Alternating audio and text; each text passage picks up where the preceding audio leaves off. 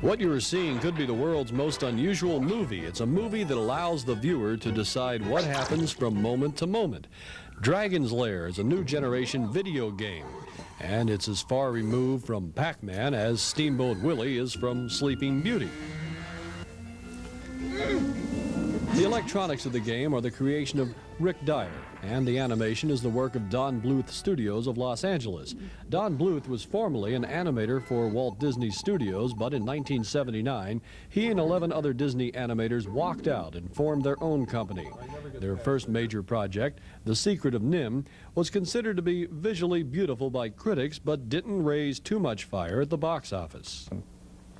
We put the film in the theaters, The Secret of NIMH, and it had a so-so response, and I figured out last summer that everybody was watching E.T. So, and if they weren't watching E.T., they were in the arcades playing games. And right after the picture had been released and we saw that, probably wasn't going to get immediately out of the red, so we better be thinking of something else that will help animation to grow. And there was at that time, there was a young man who came to us and he says, our company called Advanced Microcomputers would like to do an arcade Laserdisc game. I thought, fantastic. And then I learned some figures about the arcade. Basically, they had about $9 billion last year, which is 3 times the movie industry. I said, that's where the audience is. They're in the arcades. So, yeah, so why couldn't we do this then? We could make an animation game. And with a laser disc, you don't have to settle for the little sticks and dots. You can actually put full-blown, full-length animation on that screen. Whoa! Whoa!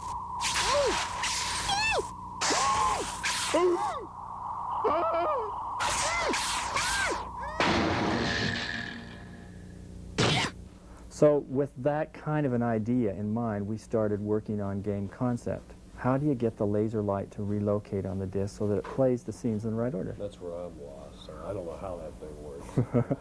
Well, I didn't either until someone explained it to me. It's like a phonograph record, that you can just simply spot it at any place you want on the disc, unlike a tape that you have to hunt for a place on the disc. So it's called random access when they get into the, the jargon of the engineers. But that laser light will access itself to any point on the disc, so all we have to do is design a scene showing danger, and then put another scene next to it showing the resolve of that danger. And if the player is reacting correctly when he sees the dangers, he'll either push a directional stick or push a sword button, and the laser disc will relocate to the next scene. That'll probably change the whole video game look, won't it? That's what I think is going to happen. The whole thing. In fact, the arcades right now are showing a tremendous enthusiasm for Dragon's Lair, which is a beautiful visual. It's a quantum leap forward with visuals.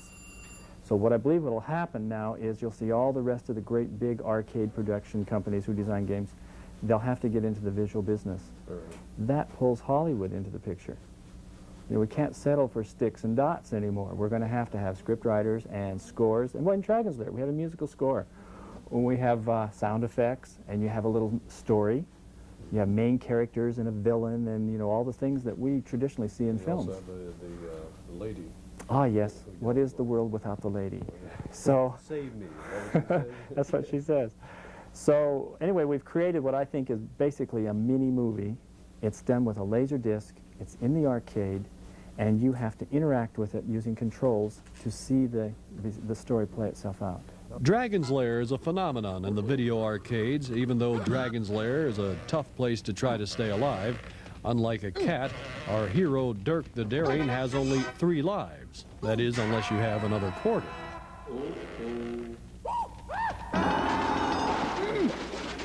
I'm very excited about Dragon's Lair and the visual games, these arcade games, because it will help us train animation talent.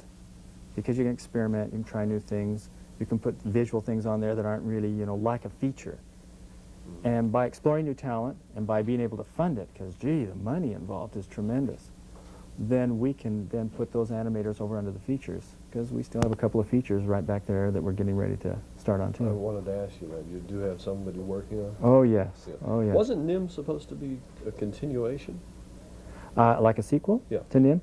Well, I'm hoping that someday we could do that. I'd like to explore what happened in The Secret of NIMH, where the rats went and how they got along, and did they eventually do in the human race or what? It's a beautiful, that's one thing that I remember also about your company, is that you wanted to bring back the the good-looking animation, which everybody got away from because of cost and everything else. And NIMH's a perfect example. I mean, it's a beautifully done picture. Well, I'm very proud of NIMH, very proud, because I think it did prove that classical animation can be done in today's economy.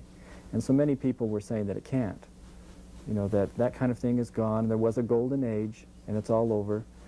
And I don't believe that's really true. I think if you want it to happen, you can make it happen. So Secret of NIMH definitely proved that. Bluth's next project is already in the planning stage. It's to be called Space Ace. Now, Space Ace, we figured a lot of kids do like to play the space games in the arcade, so why not produce a game that has the same kind of things they used to see in Star Wars, you know, or any of the big space pictures. Put all the sound we can with it, give them all of that opulent visual look, give them a story, and this Space Ace, I think, is an even more exciting game because now the Laserdisc doesn't just jump to the next scene. The Laserdisc can now explore different avenues. We have 2 fantasy worlds in Space Ace. You can go off in this direction or that direction. And if you play the game in one direction, you still have a chance to go back and play it again in another direction and see more stuff. So it's like exploring. Here's a few right here of the cells that define some of the characters. And maybe you can see that Space Ace is a guy. We're trying to connect with that guy in the arcade that's playing the games. And he's like a very heroic man.